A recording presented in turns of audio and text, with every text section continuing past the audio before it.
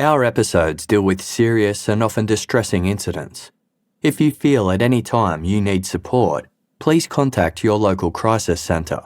For suggested phone numbers for confidential support and for a more detailed list of content warnings, please see the show notes for this episode on your app or on our website.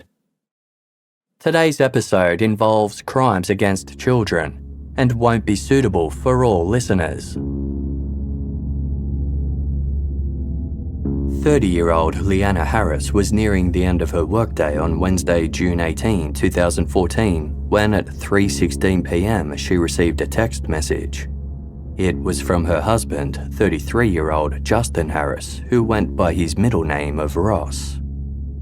"When are you getting my buddy?" the message read. Ross was referring to the couple's son, 22-month-old Cooper Harris, who needed to be picked up from daycare. The couple typically took turns dropping Cooper off and picking him up, depending on whose schedule worked best at the time. Ross had dropped him off that morning as Lyanna had an early start in her job as a dietitian. It was agreed that Lyanna would pick Cooper up because Ross had plans to go to the movies with friends after work to see the comedy action film 22 Jump Street. Lyanna clocked off at 4 p.m. and made the 1-hour drive to the Little Apron Academy in Vinnings, Georgia. The childcare facility was custom built for employees at the Home Depot's Atlanta headquarters, where Ross Harris worked as a web developer. It was conveniently located just 5.5 miles from the Harris' home in the city of Marietta and right around the corner from Ross's work. Cooper had been a regular attendee at the Little Apron Academy since he was about 6 weeks old, where the staff had come to know the Harris family well. Lyanna had done the daycare run countless times, but when she entered the building on this occasion, Cooper's teacher looked surprised to see her. "What are you doing here?" the teacher asked. Lyanna was confused. "I'm here to get Cooper," she responded. The teacher looked at her with a puzzled expression on her face and said, "Cooper's not here." It took Lyanna a moment to register what she was hearing. Assuming it was some kind of twisted joke, she asked, "No, really, where is Cooper?" But the teacher looked her square in the eye and firmly repeated, "He's not here." Lyanna didn't know what to think. She was immediately overcome with fear as all kinds of scenarios flooded through her mind. What if someone had kidnapped Cooper? What if Ross had absent-mindedly left him at home that morning by mistake? A daycare employee offered to drive with Lyanna to Ross's office building around the corner. When they got to the Home Depot parking lot, Lyanna couldn't see Ross's car anywhere. Panicked, Lyanna raced into the office building, desperately trying to call Ross as she ran. He didn't answer his phone, and the security guard in the lobby told her that Ross had already left work for the day. Lyanna sat in the lobby as she contemplated what to do next. Then her phone rang. It was a detective. He asked Lyanna where she was and told her to stay put, saying he was coming to see her. "It's bad, right?" Lyanna asked him. "Yes," the detective replied. "It's bad."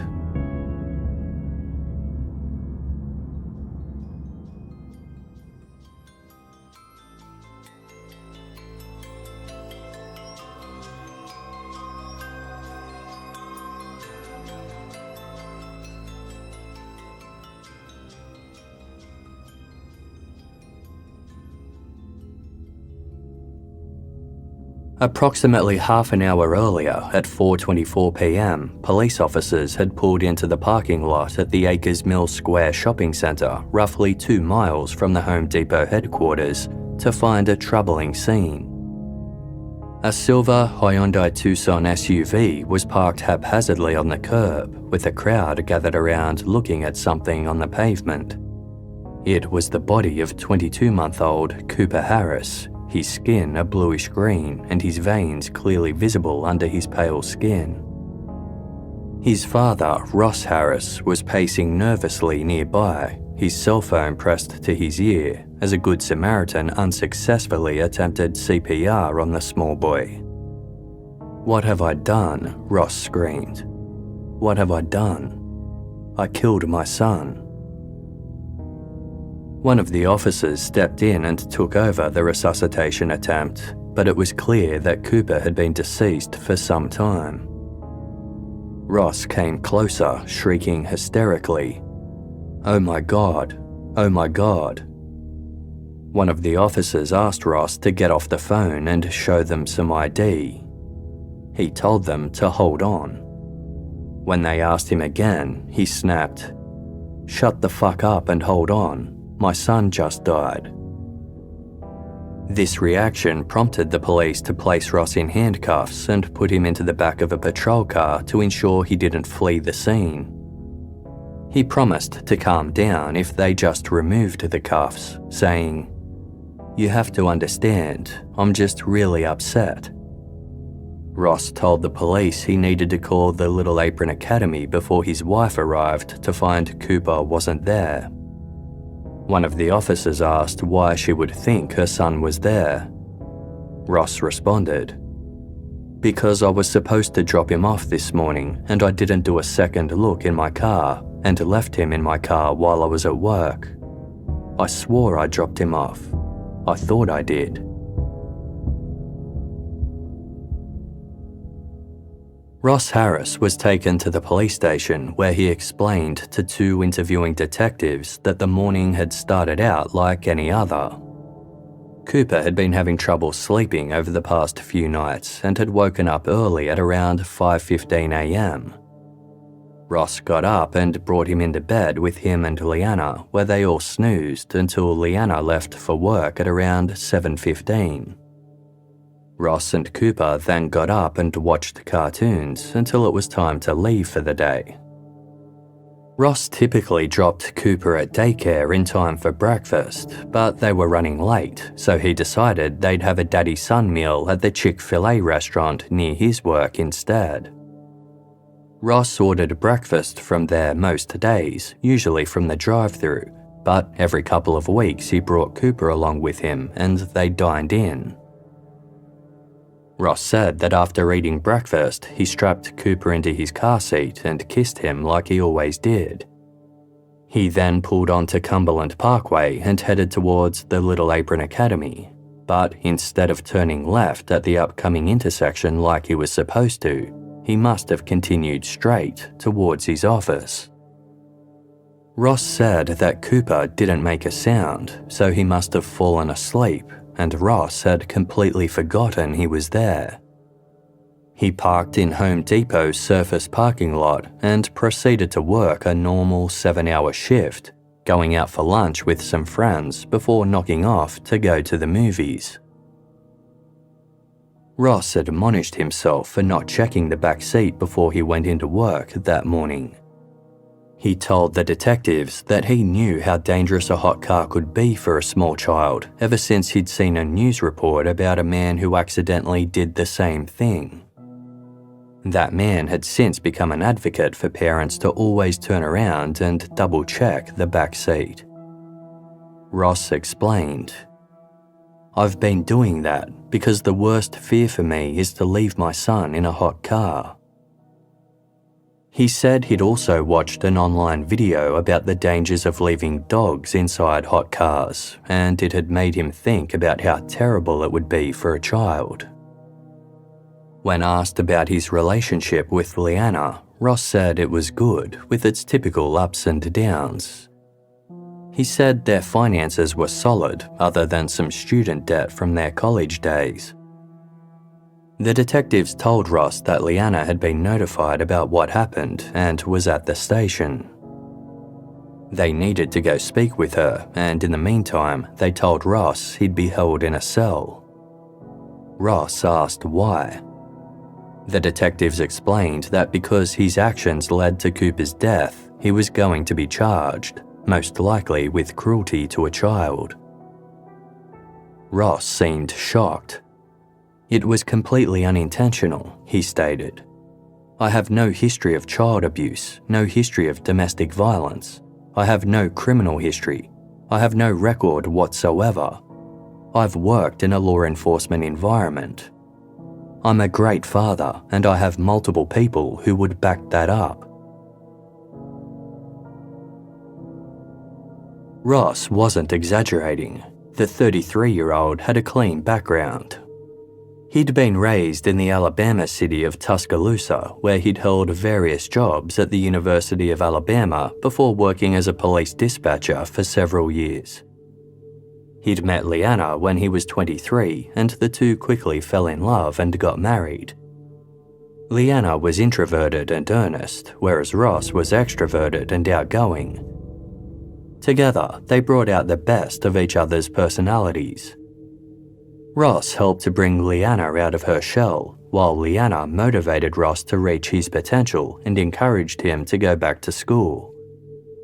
He went on to get a bachelor's degree in commerce and business administration, which led to his job at Home Depot.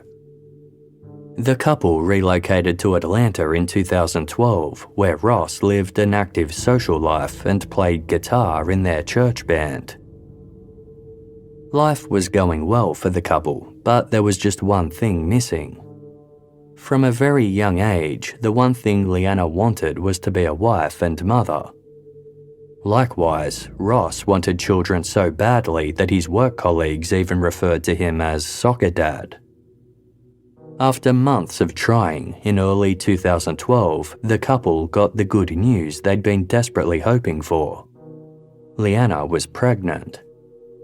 Ross was so excited that he uploaded a video of their first ultrasound to his YouTube account, along with the caption, "First video known as Cooper."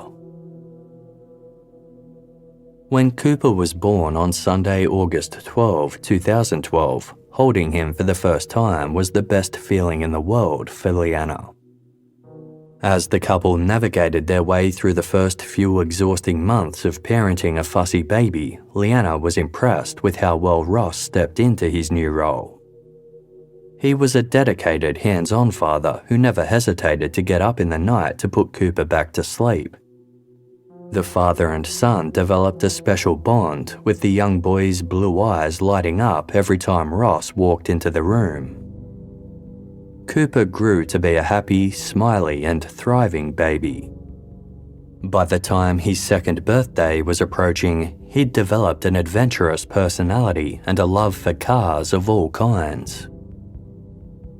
Everyone who knew Ross Harris described him as a nice, well-mannered man who was a great husband, supportive friend, and devoted father. He gushed about Cooper so much that one colleague even told him that people were sick of hearing about the baby. Therefore, as the news spread about Cooper's death, there could only be one explanation for those who knew the Harris family. This was a tragic accident that couldn't have happened to less deserving people. And it wouldn't be the first time. According to the not-for-profit organisation Kids and Car Safety, an average of around 40 young children die in the US each year after being left in a hot car. While some of those deaths occur due to criminal negligence or after a caregiver uneducated on the dangers decides to leave a child in the car while they work or attend an appointment, a majority of caregivers simply forget that their child is in the car. It is such a common phenomenon that it has its own name: forgotten baby syndrome. As Associate Professor of Law Erica Breitfeld explained in her article about the phenomenon for the Berkeley Journal of Criminal Law, part of the reason parents can forget their children in the car is because of where the children are placed in a vehicle. Children, especially those under the age of 3, are almost always in a rear-facing car seat. Consequently, when a parent looks behind them in the back seat, whether or not the child is in the car, they see the same thing: the back of the child's car seat, not the child. Because many young children fall asleep during car rides, there are often no audio cues to remind a caregiver of their presence in the vehicle. Parents, who are often sleep-deprived in those early years, have nothing to remind them that a child is in the back seat except their own memory. On a warm day, the internal temperature of a vehicle rises rapidly, even when the windows are partially open. A child's body heat also rises up to 5 times faster than an adult. If a child is left in a hot car, it doesn't take long before they become hypothermic and their organs begin to shut down. On the day Cooper Harris died, the external temperature had reached 86 degrees Fahrenheit or 30 degrees Celsius by midday.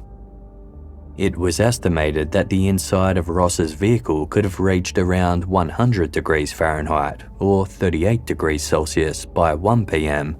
and that Cooper was likely dead by then. Scratches on the young boy's face, as well as small abrasions on his head, hands and feet, indicated he had struggled as he became increasingly uncomfortable. The medical examiner said he likely experienced nausea, headache, anxiety, and possible seizures before succumbing to heat stroke.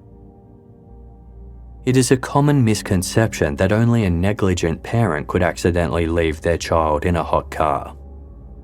The unfortunate reality is that it could happen to anyone.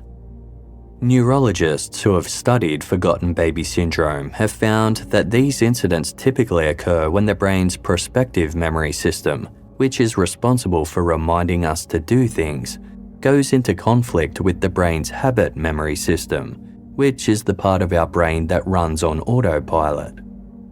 When tensions arise between these two systems, often due to stress, fatigue, external events, or a change in routine, the habit memory can take over. If a parent's usual routine is to drive to work alone and there are no cues to remind them that the child is in the car, they might drive to work on autopilot without ever dropping the child where they are supposed to go. The brain is then capable of creating a false memory, leading the parent to believe that they dropped their child off safely. Journalist Gene Weingarten wrote about the phenomenon in a Pulitzer Prize-winning article for The Washington Post titled "Fatal Distraction." After looking into various cases and statistics involving children left in hot cars, Gene concluded, "What kind of person forgets a baby? The wealthy do, it turns out, and the poor, and the middle class. Parents of all ages and ethnicities do. Mothers are just as likely to do it as fathers. It happens to the chronically absent-minded and to the fanatically organised, to the college-educated and to the marginally literate. Last year, it happened 3 times in one day, the worst day so far in the worst year so far, in a phenomenon that gives no sign of abating." It therefore caused public outrage when it was announced that Ross Harris was being charged not only with second-degree child cruelty, but with Cooper's murder. People who knew the Harris family, as well as total strangers, immediately came to Ross's defense. 2 petitions were launched urging authorities to release Ross and drop the charges. Concerned citizens said Ross had suffered enough and should not be punished for an innocent lapse in memory.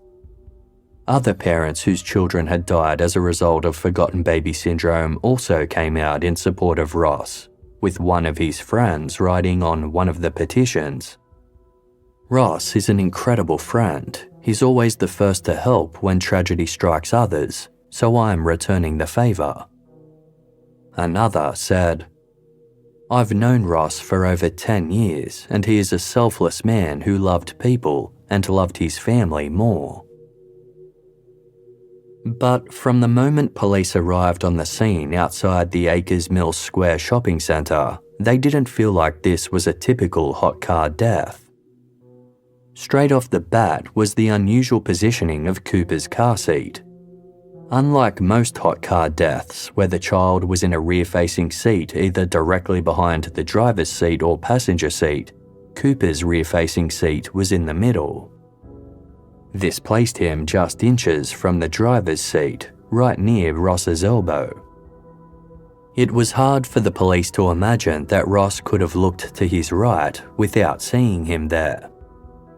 Furthermore, when crime scene examiners entered the car, they were hit with a distinct odour that they knew to be the smell of death.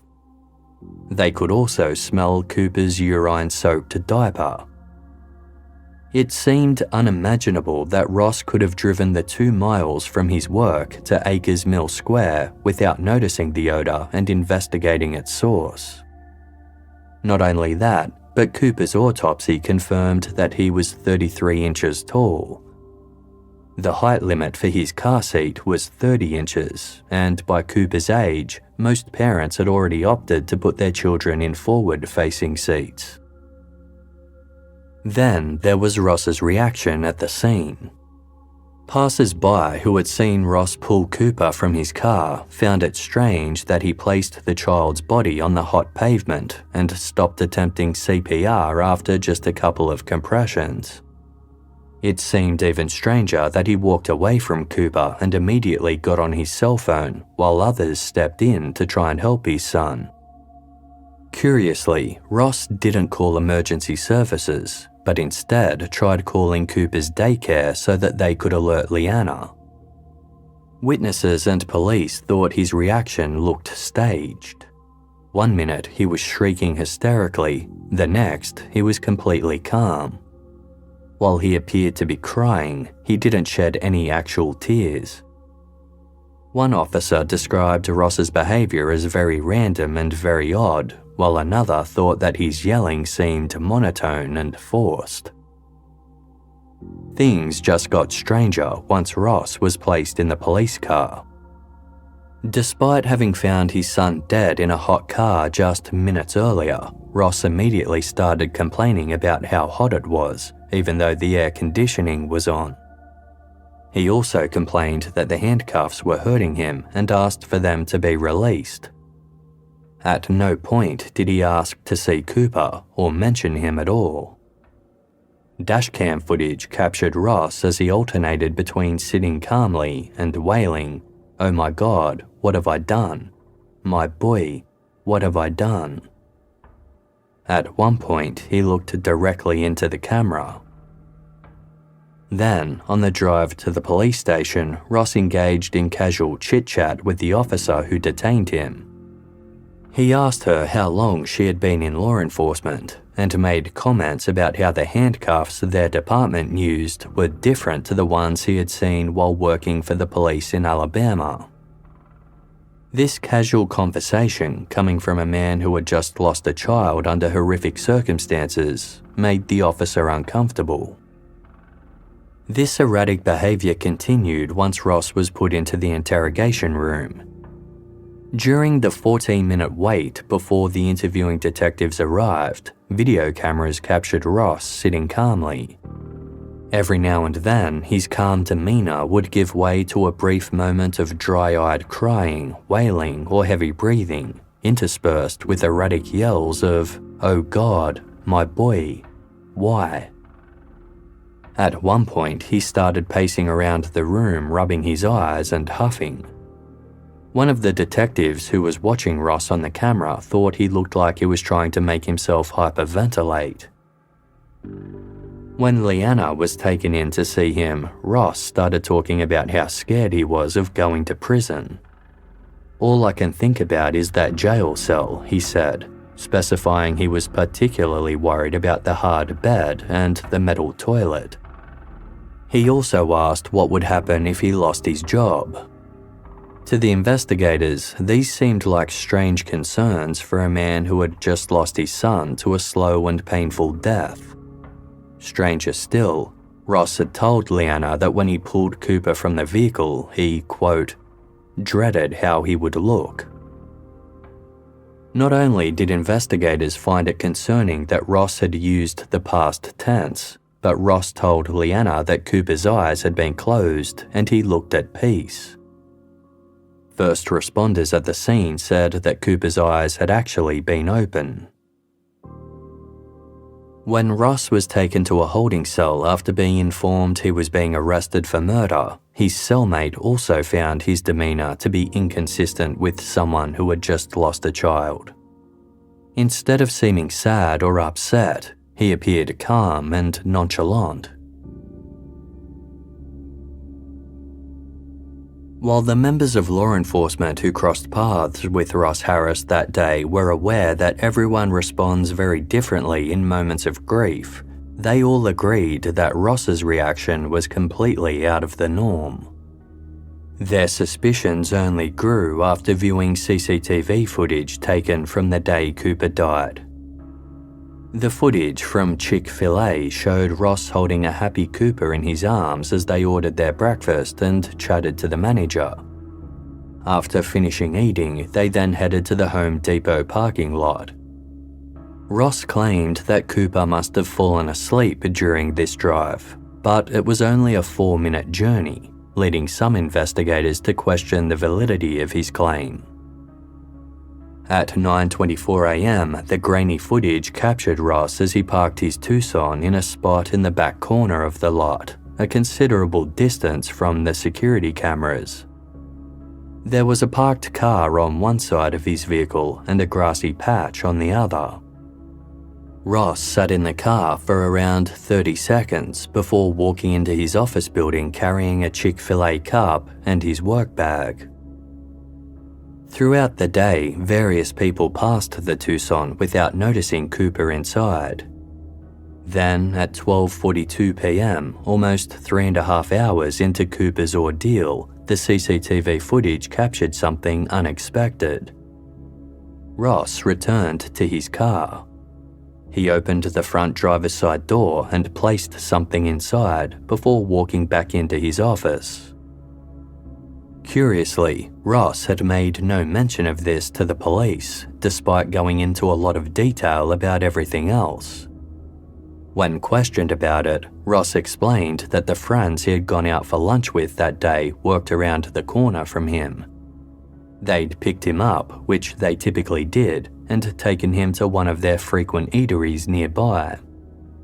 Afterwards, they all stopped into Home Depot so Ross could buy some light bulbs. Ross's friends then dropped him back at his car and drove away. The CCTV footage showed Ross reach into the front driver's side of his vehicle and throw the bag of light bulbs inside without putting his head in or glancing into the back seat. He then closed the door 2 seconds later and walked away. The police weren't entirely sure what to make of this. The fact that Ross had withheld this information raised some questions about whether he could have returned to the vehicle to check that everything was going according to plan. Otherwise, if Ross had genuinely forgotten that Cooper was inside the vehicle, the police assumed this moment would have triggered his memory. And according to the medical examiner who performed Cooper's autopsy, it was possible that Cooper could have still been alive at this time. With members of the public debating over whether or not Ross Harris was guilty, Cooper was remembered at a funeral service paid for by Home Depot. Ross, who had been denied bail, was not allowed to attend. Instead, he called in from jail, listening in via speakerphone as Leanna Harris spoke publicly for the first time since Cooper's death. Lyanna clarified to the 250 mourners gathered that she held no anger towards her husband. "It has never crossed my mind," she stated, prompting a round of applause. "Ross is and was and will be, if we have more children, a wonderful father. Ross is a wonderful daddy and leader for our household. Cooper meant the world to him." Lyanna said that Cooper had been perfect. He changed their lives, turning things upside down in a way she wouldn't trade for the world. She recalled the last 2 nights of Cooper's life where he ended up sleeping between her and Ross. I remember turning over in the middle of the night, she said. His mouth was open and his full toddler lips just breathing right into my face. I will cherish that moment forever. Leaning on her Christianity for strength, Lyanna continued. Some of you might wonder how I'm even standing here today. I wonder that myself, and I asked myself that question over and over the last week. I should be crumpled into a heap of snot and tears into the dirt, but the Lord is holding me up right now. He is holding Ross up, and He is holding both of us up when we can't hold ourselves up. She said that Cooper was in the most peaceful, wonderful place there is. Lyanna followed Cooper's casket out of the church, with Ross still on speakerphone. Before hanging up, she told him that she loved him. For those close to the Harris family, Lyanna's impassioned show of support for Ross was further testament to their belief that he was being subject to a cruel injustice. But what they and the sympathetic public didn't know was that the police had uncovered evidence to suggest Ross wasn't who he painted himself to be.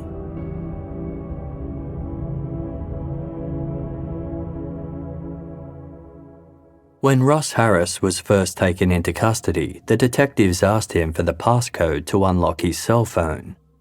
He stammered for a moment, saying he didn't know what it was, before saying he used a biometric sensor.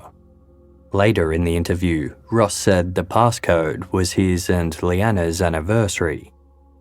His apparent reluctance to give the police access to his phone led them to suspect there was something on there he didn't want them to see. They obtained search warrants for Ross's work and home, where they seized a number of items including his iPhone and several computers. What they uncovered revealed there was a very different side to Ross than he publicly portrayed.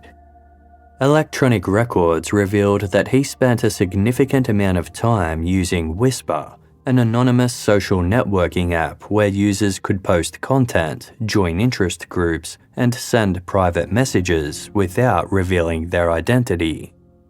Users were encouraged to share their intimate secrets, with others able to then like or interact with those posts. Ross not only used Whisper to engage with posts, but as a means to contact other women. In the 6 months leading up to Cooper's death, Ross engaged in sexual conversations with at least 30 women. He spoke of his strong sexual desires, telling multiple users that he was addicted to sex. Ross told one woman that he used sex with strangers to keep him sane, writing to another, "I am a church guitar player, but I can lead somewhat of a double life." Over various conversations, Ross said that he missed being single, admitted to cheating on his wife, and said that he sometimes hated being married. "I just want to fuck a lot of girls, drink a lot, and have fun," he said.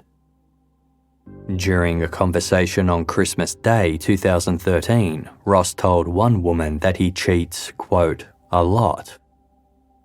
When she asked him why he didn't get a divorce, he responded simply, "Kid."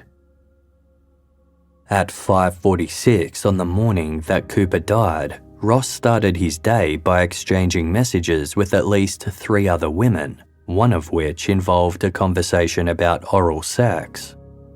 By the time Lyanna left for work and Ross and Cooper were up watching cartoons, Ross continued messaging these women, writing to one of them, "You can come suck me today." He continued using Whisper during his breakfast with Cooper at Chick-fil-A and throughout his workday. From his office cubicle, Ross sent sexual messages to several women, asking 2 of them for pictures of their breasts. Both of them responded with the photos as requested.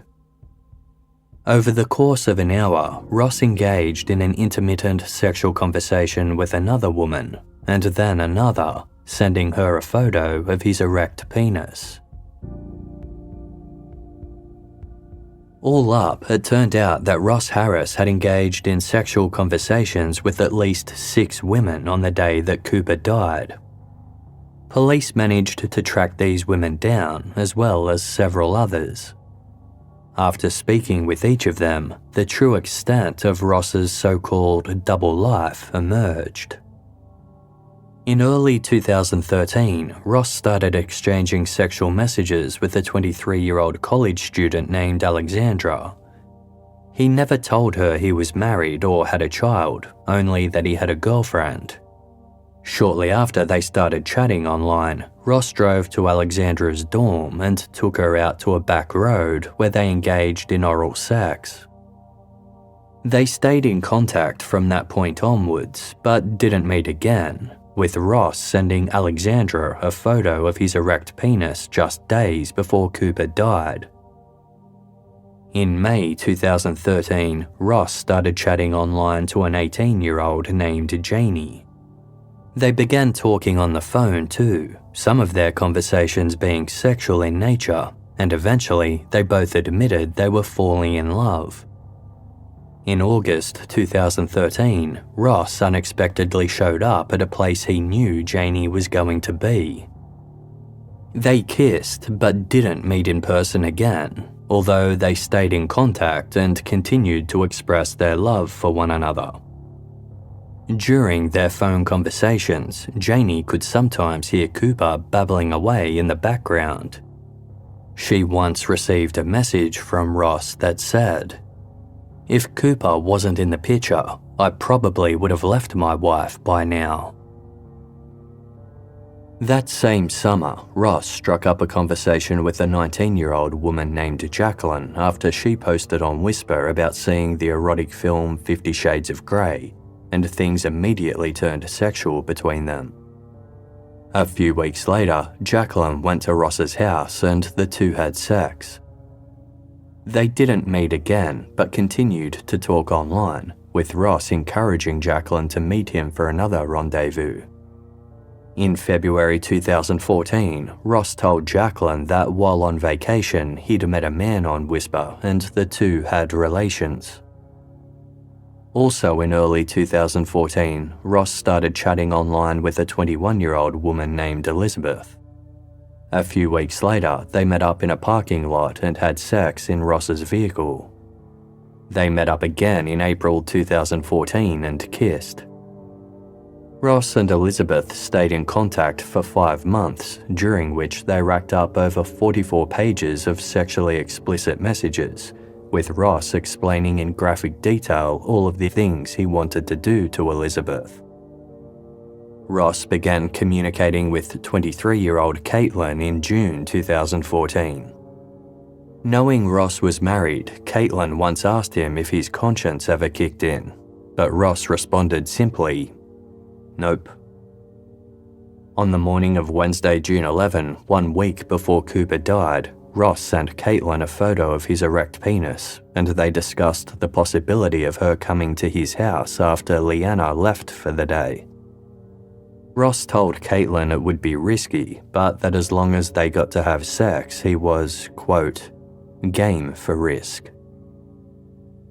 But there was one woman in particular who Ross contacted in the hours before Cooper died that really caught the attention of the police. Bella, not her real name, had been chatting to Ross on Whisper since late 2013. Most of their conversations were sexual in nature, with Ross repeatedly asking Bella to send him photos of her genitals. Bella refused every time, but that didn't stop Ross from sending her 5 separate photos of his erect penis over a 3-month period, along with requests for oral sex. The messages Ross sent Bella used graphic sexual language, and he proposed sexual encounters using graphic detail, telling her what he planned to do to her, quote, even if you say no. The problem was, at the time Ross first started communicating with Bella, she was only 16 years old. Bella told the police that Ross was aware of her age, as she'd told him shortly after they started chatting. This hadn't stopped Ross from engaging in sexual contact with Bella. Instead, it seemingly encouraged him. Just weeks before Cooper died, Ross asked Bella to meet him in his car for her first experience with oral sex. While Cooper sat strapped into his car seat dying of heat stroke, Ross had asked Bella for a photo of her breasts. When she obliged, he responded, "Yummy," and asked yet again for a photo of her genitals. Given that Bella was a minor, the police charged Ross Harris with 1 count of attempting to commit sexual exploitation of a child and 2 counts of dissemination of harmful material to a minor. But Bella wasn't the only minor Ross was speaking to. In May 2014, he had responded to a Whisper post that said, "I love older men," by sending a picture of his erect penis. The user who posted it was a 15-year-old girl named Abby, not her real name. Abby initially told Ross she was 18, but she came clean about her real age quickly after the two started chatting. Undeterred, Ross told Abby, quote, "Make me a naughty older guy," and sent her graphic sexual messages. He also engaged in sexual conversations with 2 other minors. Further examination of Ross's internet history revealed that 12 days before Cooper's death, he'd cleared his Chrome browser cache. This removed all the data from websites Ross had previously visited, a move the police deemed extremely suspicious. However, he hadn't cleared his Firefox browser. Records revealed that Ross had once Googled how to survive in prison, visited a subreddit group dedicated to living child-free, and also conducted over 800 searches for sex work services. In May 2014, he contacted a sex worker via her ad on the classified website Backpage, and the two met for paid sex in the woman's hotel room on 3 occasions. Phone records revealed that during one of these encounters, Lyanna texted Ross asking him to come home because she and Cooper missed him. Ross responded that he was helping a friend move house. With the full extent of Ross's indiscretions coming to light, police believed a motive for Cooper's murder was starting to emerge.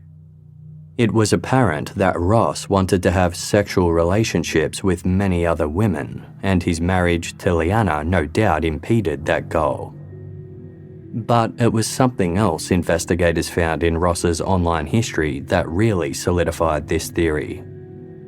At 8:55 on the morning of Cooper's death, shortly before he and Cooper entered Chick-fil-A for breakfast, Ross viewed a post on Whisper that said, "I hate being married with kids.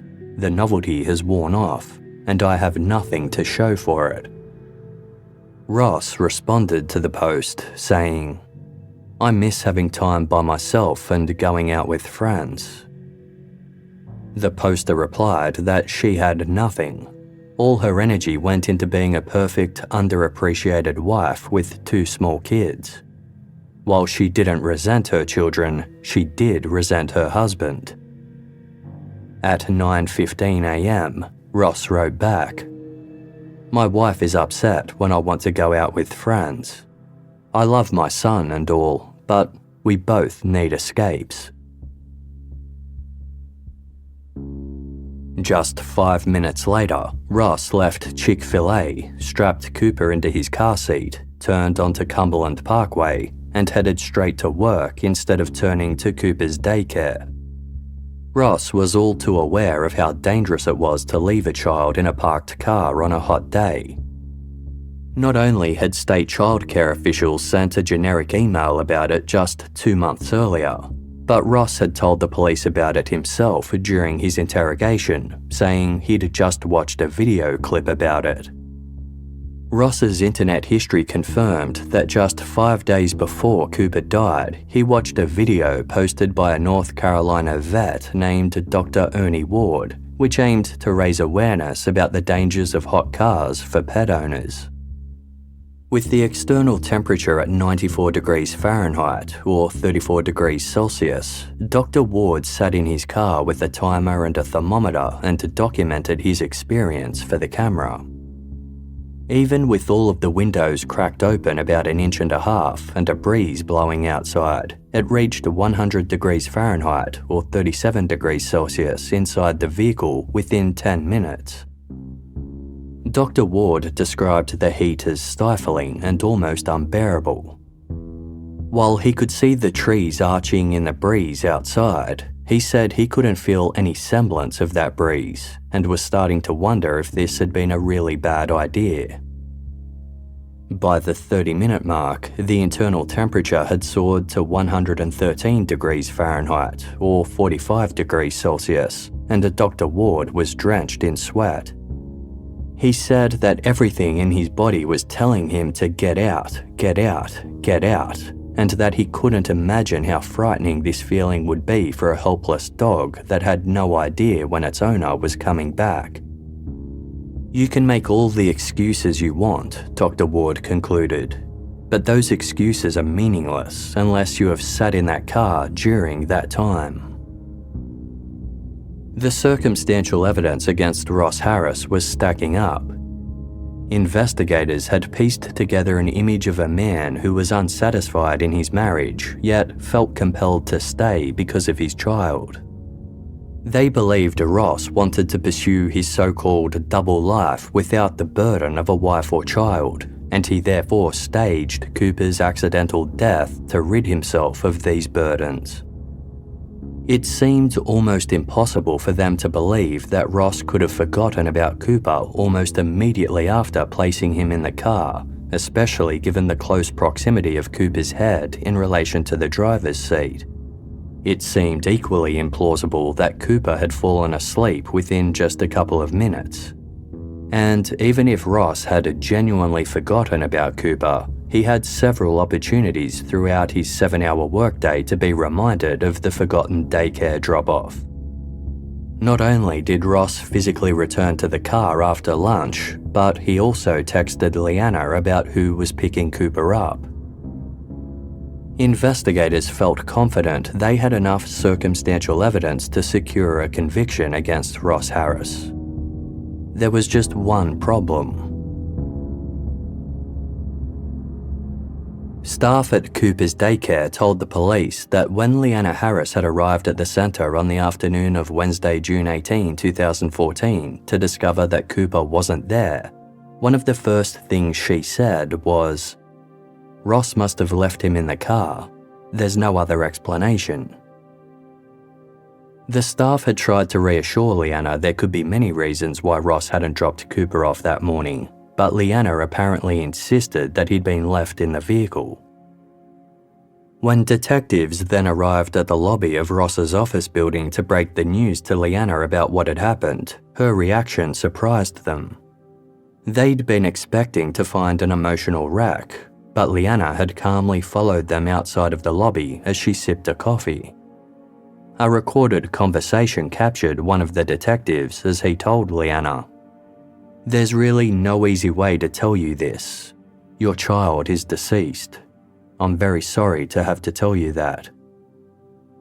Lyanna showed little emotion. She didn't ask what had happened to Cooper or ask to see him. Instead, she responded, "Where's my husband?" Lyanna was taken to the police station to see Ross. Instead of asking him what happened, video cameras captured Lyanna hugging and comforting him. When Ross told her that he was being charged with a crime, Lyanna looked at him with concern and asked, "Did you say too much?" She continuously reassured Ross that everything was going to be okay, saying that Cooper was in heaven and his time on Earth was done. His belly was full of sausage biscuits and he fell asleep, she calmly reassured her husband. "We're going to get through this. We're going to be that couple that makes it through this, okay?" Ross replied, "I just don't want you to leave me for anything. You're like my life support right now." Lyanna responded softly, I won't leave you. I love you. Look at me. I love you. At Cooper's funeral, Lyanna told those gathered that she felt happy that Cooper wouldn't have to deal with some of life's letdowns, like his first heartbreak, school politics, or the death of his loved ones. I miss him with all my heart, Lyanna said. Would I bring him back? No. To bring him back into this broken world would be selfish.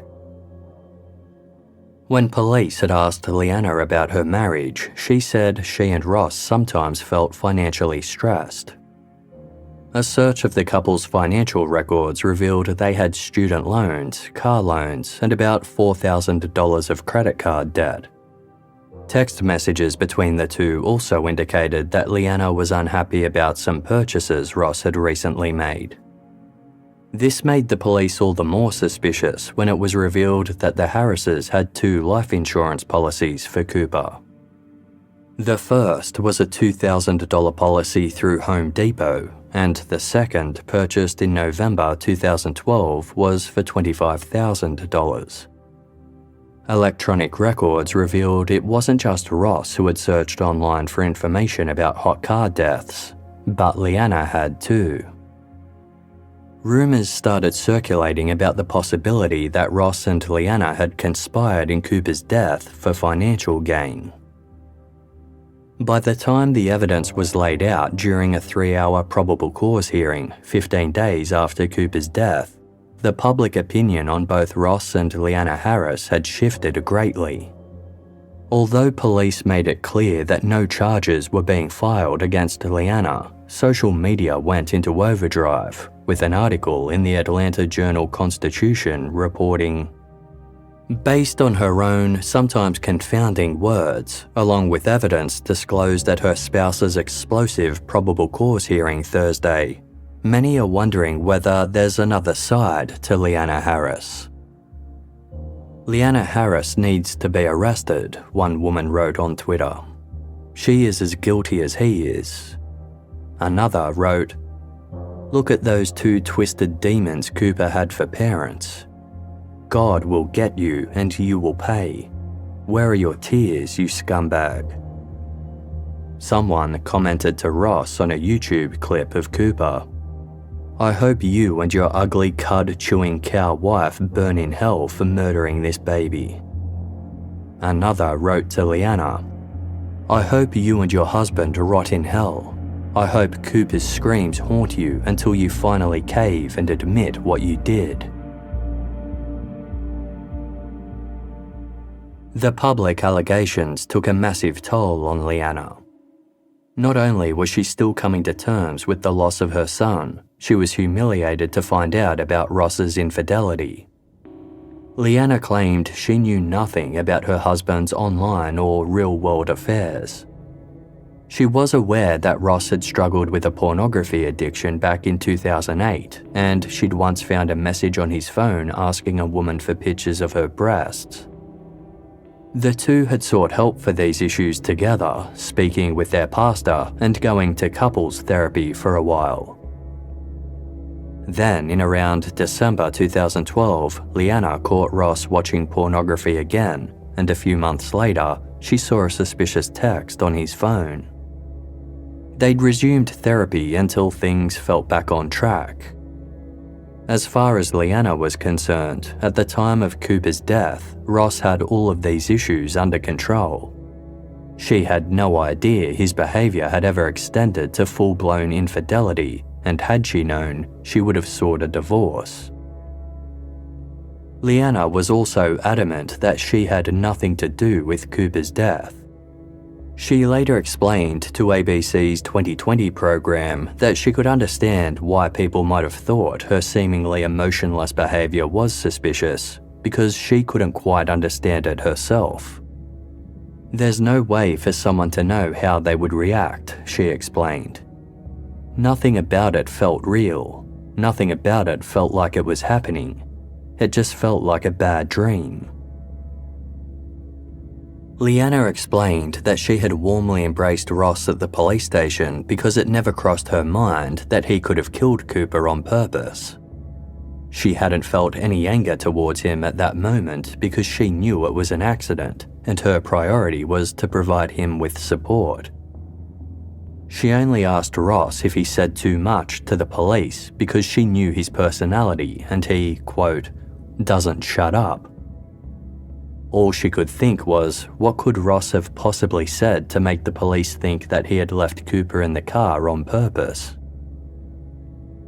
Investigators ultimately concluded there was absolutely no evidence to suggest Lyanna was involved in Cooper's death in any way, but that didn't stop the public and media scrutiny. Not only was Lyanna struggling to deal with the grief of losing her son and now husband, she was unable to work and lost a long-running consulting job as a result of the media backlash. She returned to Alabama, filing for a divorce from Ross and going back to her maiden name. In a victim impact statement filed in August 2014, Lyanna wrote that she was living a tortured existence in which she depended on the Lord for strength and support. Whatever issues transpired in our marriage is between God and us, for He will judge those moral sins, she wrote. The rush to judgment by the public and the mainstream media has left me with little confidence in our legal system and our society. The storm around my family has prevented us from grieving the right way, if there is a right way. Regardless of her feelings toward Ross, Lyanna wanted to make one thing abundantly clear. Ross was a wonderful father and he loved Cooper with all of his heart, she wrote in the statement. Because I saw how he treasured our little boy for 22 months, I know without a doubt he would never have knowingly allowed any harm to come to our son. I want you to know what a loving father he was. If found guilty, Ross was facing the possibility of the death penalty. Social media was filled with calls for his execution, with members of the public saying he should be left to die in a hot car like his son.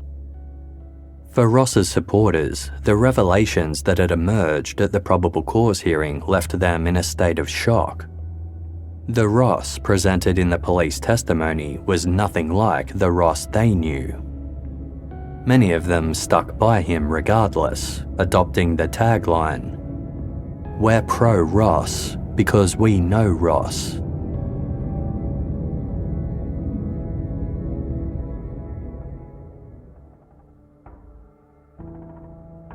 For Ross Harris's supporters, the first and foremost reason they didn't believe Ross had intentionally left Cooper in the car was simple. He was, by all accounts, a caring and involved father who loved Cooper dearly and had never mistreated him in any way. Everyone said so, from Lyanna to friends and family to Cooper's daycare workers. Even the other women Ross had been sexting at the time Cooper died believed that Ross genuinely loved his wife and son. Ross had told one of the women that he and his wife were having problems in the bedroom, but he never mentioned wanting to leave Lyanna. He also proudly sent the woman pictures of himself and Cooper at a baseball game. Ross told another of the women that he was having problems in his marriage and that if his situation was different, he'd be with her instead of Lyanna. But he also talked to her about how much he loved Cooper, saying his son was his life and that he wanted to be with Cooper for everything he did. Just 5 days before Cooper died, Ross told another of the women he was very happy in his marriage, except for the sexual aspect, because he was, quote, too much of a sexual freak. According to the woman who went to Ross's house to have sex with him while Lyanna was out, Ross loved his wife and didn't want to end his marriage. He also clearly loved his son and never said a bad word about him. When the woman once asked Ross how his boy was doing, Ross responded enthusiastically, "The best ever," along with a photo of Cooper. He'd said similar things to Bella, the underage girl he was charged with exploiting, only ever talking about Cooper in positive ways and saying he loved his wife and would never leave her. On the morning that Cooper died, one of his online flings had asked how his son was doing, and Ross had happily replied, "He's awesome." While Ross's secret online history painted a very negative image of the outwardly presenting devoted family man, Ross's supporters also believed his secret online activity proved he hadn't intentionally killed Cooper. At the time of Cooper's death, Ross and Lyanna had been planning to take Cooper on a family cruise with Ross's half-brother and his family. Just after midnight on the night before Cooper died, Ross had searched online about the cost of getting a child's passport. While Cooper sat dying in the car, Ross had received an email from a travel agent about the trip and had then spent some time searching online for information about one of the cruise lines the agent recommended. Not only did Ross's supporters believe this proved he was planning for a future with Cooper, they also thought his behaviour on the day Cooper died indicated he had no idea that his son was trapped in the hot car. Ross's co-workers said he'd acted completely normally that day, as had Lyanna and the friends he'd gone to lunch with. Nothing he did or said was out of the ordinary, nor did he seem nervous or distracted. For Ross's supporters, the fact that he continued sending sexual messages to various women like he usually did was morally reprehensible, but it wasn't indicative of someone in the middle of a murder plot. They believed there was simply no way that Ross could have acted so nonchalantly if he knew the son he adored was slowly and painfully dying right outside his office. They also didn't believe that Ross would have made plans to go to the movies with friends after work if he knew that Cooper would be dead by then. Aside from the communication with other women, Ross's supporters didn't believe that his online activity was anywhere near as damning as investigators painted it to be. For starters, Ross having cleared his Chrome cache less than 2 weeks before Cooper died was standard practice for him and his co-workers. As web developers, they used Chrome frequently and often cleared the cache to see if a website change had been effective. Contrary to popular belief, there was no evidence to suggest that Ross had specifically sought out information about leaving children in hot cars or anything of that nature either. Lyanna had warned him of the dangers back in early 2013 when she sent him an email with the subject line, "Don't be this, Dad," and a link to a news story about a man in New York who accidentally left his baby in the car for 8 hours. As for the video posted by veterinarian Dr. Ernie Ward, this had appeared on a popular Reddit thread, and Ross had simply clicked on it, just like hundreds of other users. The subreddit Ross had visited dedicated to living a child-free lifestyle wasn't something he'd sought out either. A friend had posted about it in their group chat, and Ross had briefly visited the site, responding almost immediately in the group chat, quote, "Grossness." The claims that Ross had searched for how to survive in prison also weren't accurate. A computer expert looked into Ross's search history and found that he'd actually searched for the term, "What is prison really like?" He'd done this after telling a friend he'd just finished watching a season of Orange is the New Black, a fictional Netflix show set in a women's prison. Critics of Ross were quick to point out that Cooper was too big to still be in his rear-facing car seat. However, as Ross told police in his initial interrogation, he and Lyanna had purchased a new forward-facing seat just 2 weeks before Cooper died. It was initially in Ross's car, but they'd switched it over to Lyanna's vehicle so that Cooper would be more comfortable during a trip they took to Alabama. Lyanna was also adamant that Cooper's head had still been at least 2 inches from the top of the car seat, making it suitable for a child of his size. A photo had been taken of Cooper in the car seat just under a month before he died, and it showed that the top of his head was not above the top of the car seat. Lyanna said that Cooper hadn't experienced any significant growth spurts since that time. For Ross's half-brother Michael, who worked as a police officer in Alabama, the very notion that Ross could have killed Cooper on purpose was preposterous. Sure, Ross could talk too much and be annoying at times, but if there was one thing Michael was certain of, it was that Ross loved Cooper more than life itself. The two were true buddies. For months, it was Ross who had hounded Michael about the possibility of taking their wives and children on a family cruise. Ross and Lyanna had also been saving up to buy a 4-bedroom house because they planned on having another baby before Cooper turned 3. They'd been searching for a property in a good school district with a big backyard for Cooper to run around in. Michael told the Atlanta Journal-Constitution, "What parent does that unless they are planning for their kids?" After Cooper died, Michael came to Atlanta to help the Harrises through the tough time. Ross had given him full control of their bank accounts, and he gained a complete understanding of the couple's finances. While they did have some lingering student and credit card debt, they also had about $6,000 in savings, always paid their bills on time, and had excellent credit.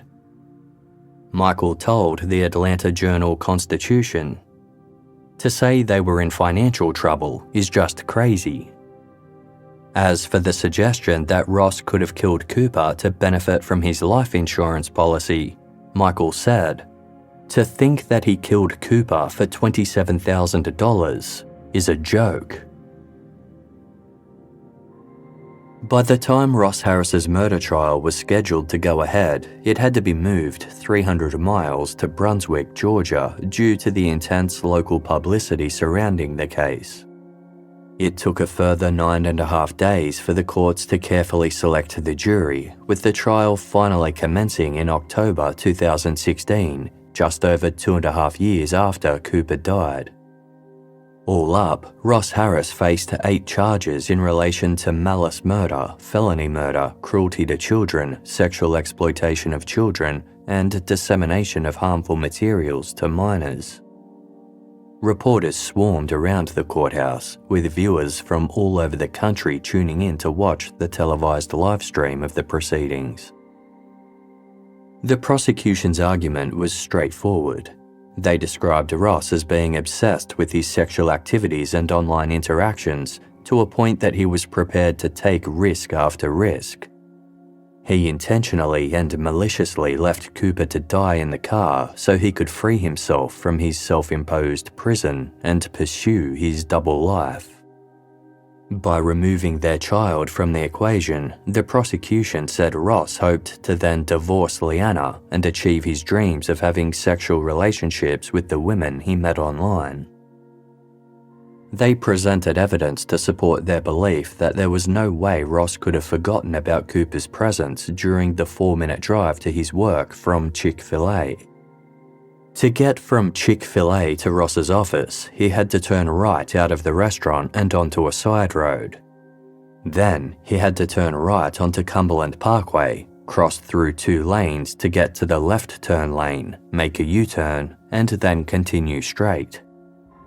To get to Cooper's daycare, he had to do the same U-turn, but then immediately move into the left lane and turn left. Investigators who had driven this route themselves testified that the maneuvers leading up to that U-turn took no more than 40 seconds. This essentially gave Ross just 40 seconds to forget that his son was in the car, despite them having just spent 20 minutes dining together and Cooper's head being just inches away from Ross in the driver's seat. The defense argued that Ross was a loving father who had never mistreated Cooper and had no intention of ending his marriage. He had simply had a momentary lapse in memory on the morning of Wednesday, June 18, 2014, which had tragic consequences. Dr. Jean Brewer, an expert in human memory systems, testified that it was entirely possible that Ross could have forgotten about Cooper in that 40-second time frame leading up to the U-turn. He explained to the jury that it all came down to prospective memory, which is the type of memory that allows a person to remember what they are going to do next. If a prospective memory goal goes against routine behaviour, Dr. Brewer explained that an individual can lapse into their routine behaviour and forget their prospective memory goal in a matter of seconds, especially when they are distracted by things like fatigue, stress, or external events. Ross had gone to bed late the night before, as was evident in his phone activity, and then woken up early to tend to Cooper. Colleagues also testified that he'd had a stressful project on the go at work. Dr. Brewer said that these factors, combined with the immediate distraction of the complicated U-turn, could have all played a role in Ross forgetting that Cooper was in the car. Given that he dropped his son off at daycare most days, Ross could have created a false memory of having dropped Cooper off that morning too. Therefore, when potential triggers arose, such as him discussing the pickup with Lyanna or putting the light bulbs in his car, there was nothing to signal to Ross that anything was different or strange about the situation. The defense said that various factors, such as Ross searching for the cost of child passport fees at work that day, looking up family cruise information, and planning to see a movie with friends that evening, were not indicative of someone who was planning to or actively engaging in killing his son in a slow and painful way. He didn't try to isolate himself, but interacted with co-workers, went to lunch with friends, and went about his online activities as per usual. At no point did he do anything to indicate he was aware of what was unfolding in his car outside. The prosecution called various members of law enforcement and witnesses who testified to Ross Harris's strange behaviour at the scene of Cooper's death and at the police station afterwards. However, upon cross-examination, these witnesses acknowledged that they didn't know Ross personally or how he typically responded to traumatic events. Prosecutors also called multiple women who either had extramarital sex with Ross or engaged in sexually explicit online conversations with him, including one sex worker and 2 minors. Each of the women seemed embarrassed and uncomfortable as they provided their testimony, particularly when they were asked to read aloud some of the vulgar messages that Ross had sent them. However, upon cross-examination, none of the women provided any evidence to suggest that Ross wanted to rid himself of his parenting responsibilities. On the contrary, several of them testified that Ross had only ever spoken about Cooper in loving terms, and they believed him to be an adoring father. Ross waived his right to testify in his own defense, but he had a powerful supporter. His now ex-wife Lyanna appeared on the stand as a witness for the defense, saying that while the side of Ross's personality that had since been revealed might have made him a lousy husband, he was never anything but a devoted father to Cooper. He wanted to be the one to push him on a swing, Lyanna said. He wanted to be the one to slide down the slide with him. He wanted to enjoy every second he could with him.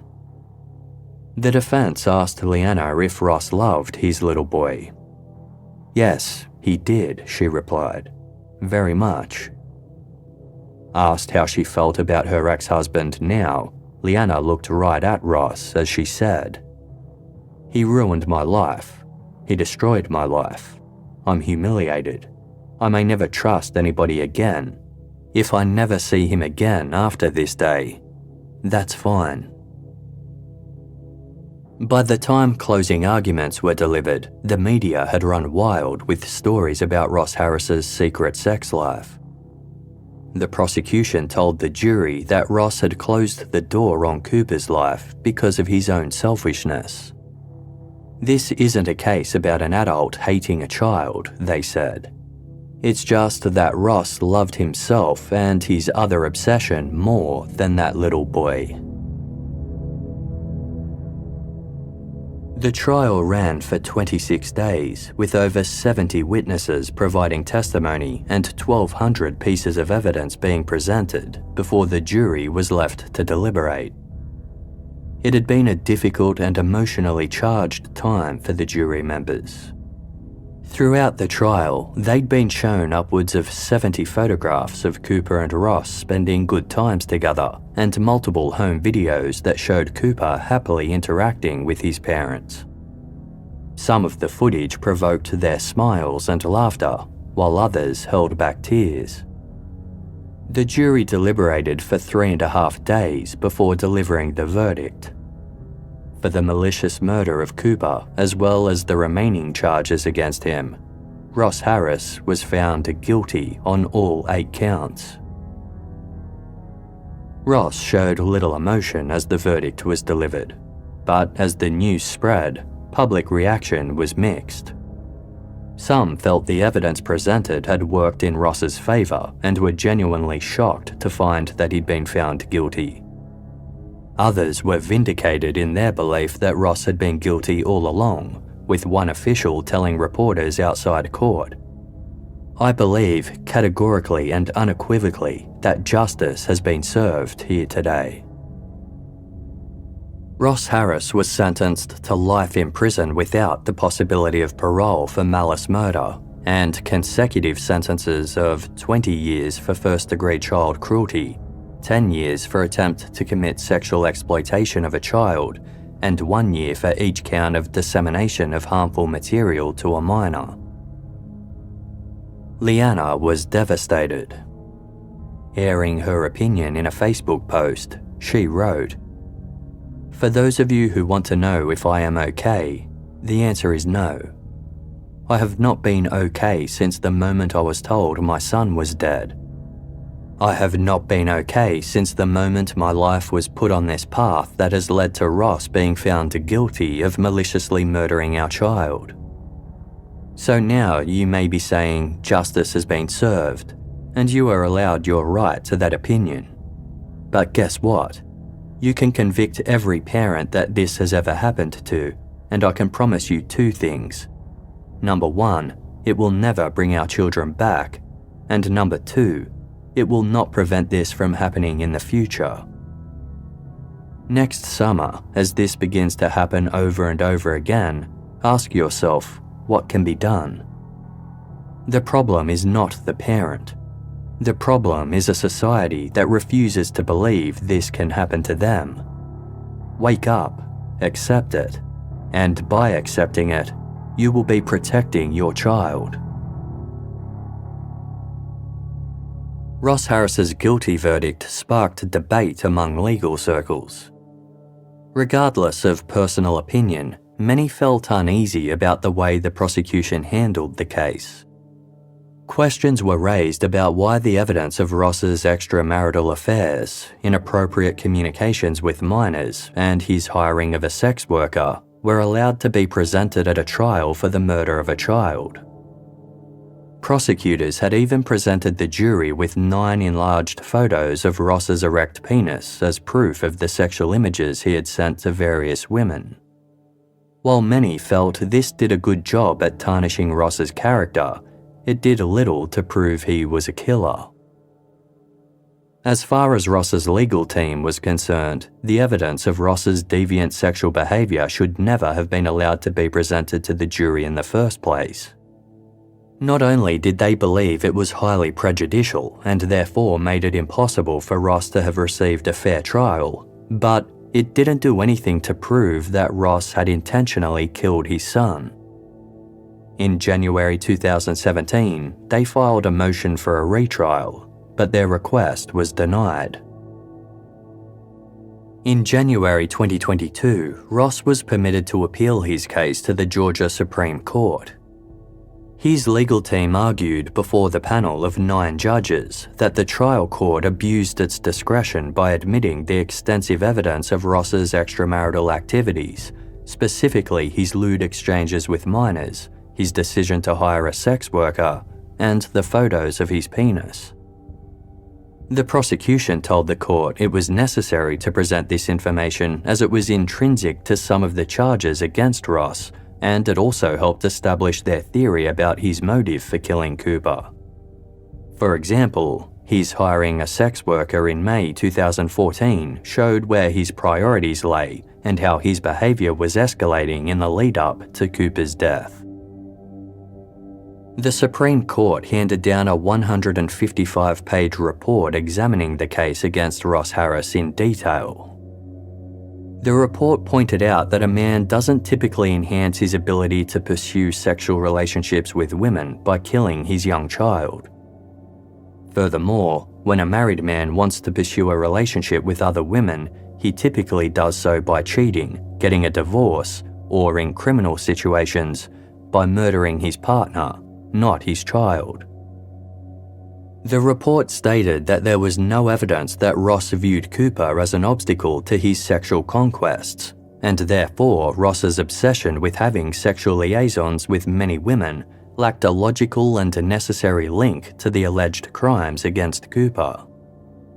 The report also pointed out that Ross had already been meeting various women for sex since early 2013, so hiring a sex worker in May 2014 was trivial when it came to the prosecution's case for murder. As one judge told the prosecutor at the appeal hearing, "I will say you did a remarkable job of proving Ross is a terrible person. But proving he is a terrible person isn't the same as proving he murdered his child." Ultimately, the panel of judges ruled 6-3 that the evidence regarding Ross's extramarital affairs had an extremely unfair prejudicial impact on the jury. While it showed that Ross was, quote, a philanderer, a pervert, and even a sexual predator, it did little, if anything, to answer the key question of his intent when he closed the car door on Cooper that fateful day.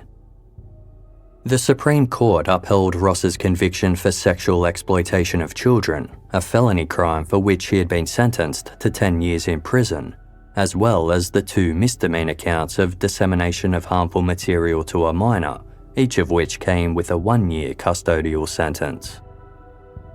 But they reversed the convictions relating to the crimes against Cooper, concluding, "Because the properly admitted evidence that Ross Harris maliciously and intentionally left Cooper to die was far from overwhelming, we cannot say that it is highly probable that the erroneously admitted sexual evidence did not contribute to the jury's guilty verdicts.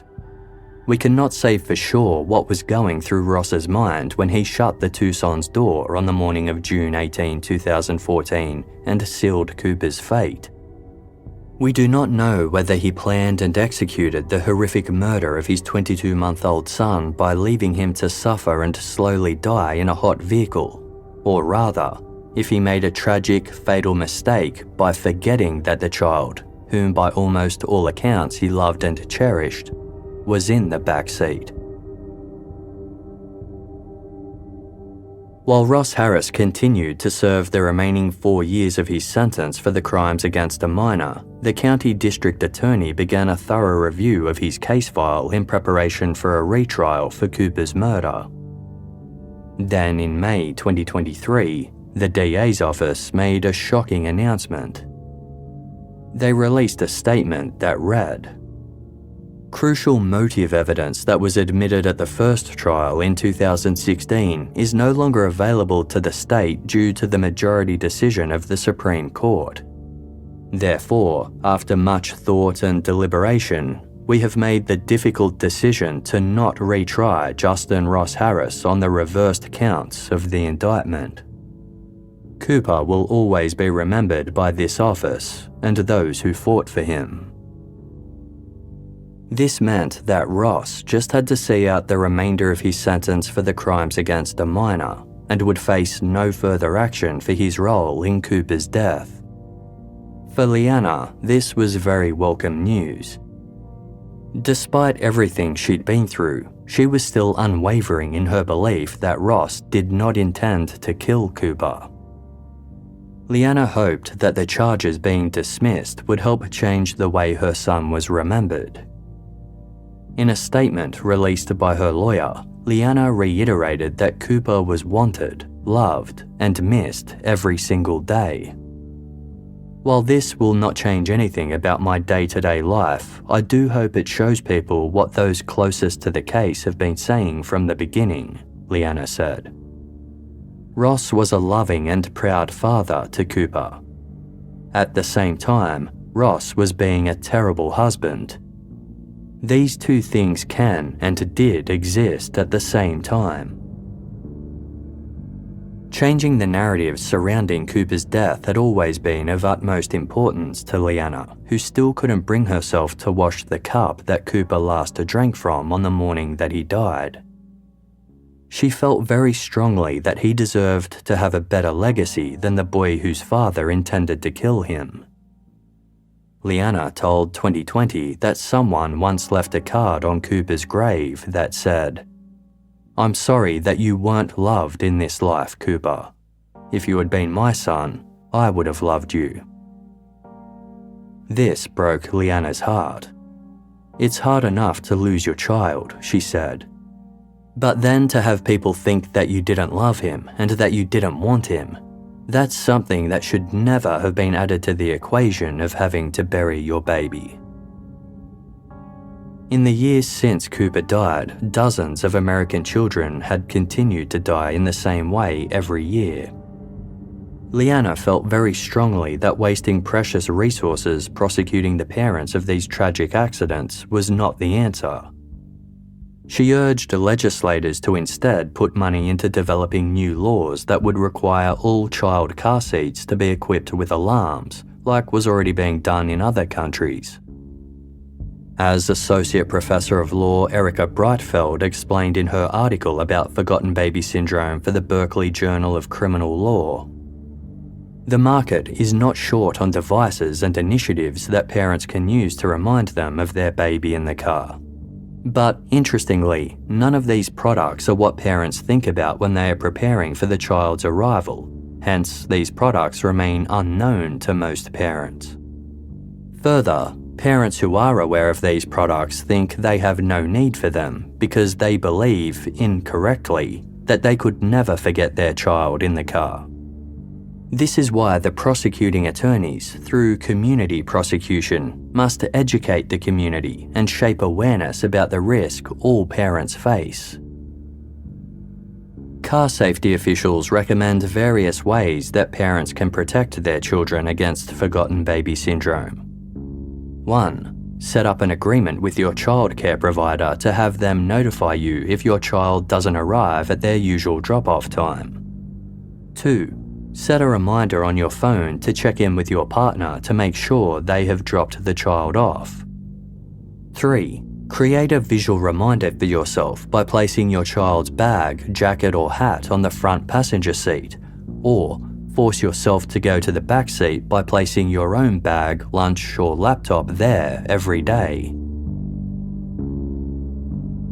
Ross Harris was released from jail in June 2025. The matter of whether or not he intentionally left Cooper in his car that day remains a topic of public debate. It's an experience that some other parents who have faced a similar tragedy can relate to. Erica Breitfeld explains this is because, quote, "When a child dies from a hot car death, we have a visceral response to blame someone. Someone must have done something wrong for a child to have suffered. And this is a natural, normal reaction. But it does not mean it is the right one." Neuroscientist Dr. David Diamond echoes this sentiment. Speaking about forgotten baby syndrome to Washington Post journalist Gene Weingarten, Dr. Diamond said, "Memory is a machine and it is not flawless. Our conscious mind prioritizes things by importance, but on a cellular level, our memory does not. If you're capable of forgetting your cell phone, you are potentially capable of forgetting your child." After studying various cases involving hot car deaths and speaking to many survivors of similar tragedies, Gene Weingarten concluded, "There may be no act of human failing that more fundamentally challenges our society's views about crime, punishment, justice, and mercy." While Ross Harris's lawyer said that Ross has always accepted the moral responsibility for Cooper's death, the truth about what went through his mind back in June 2014 is something only Ross knows for sure. As Georgia Supreme Court Chief Justice David E. Namias wrote in Ross's appeal report, "This is, in many ways, an extraordinary case. In the dozens of murder cases this court considers each year, rarely do we see a case in which diametrically opposed conclusions could be reached by fair-minded jurors from the same evidence. A fair reading of the cold appellate record presents logical, common-sense cases both for Harris's guilt and his innocence. Was he the heartless, sex-crazed killer of the state's telling? Or a deeply flawed but loving father overwhelmed by the demands of life and work, whose worst day resulted in his most costly mistake?"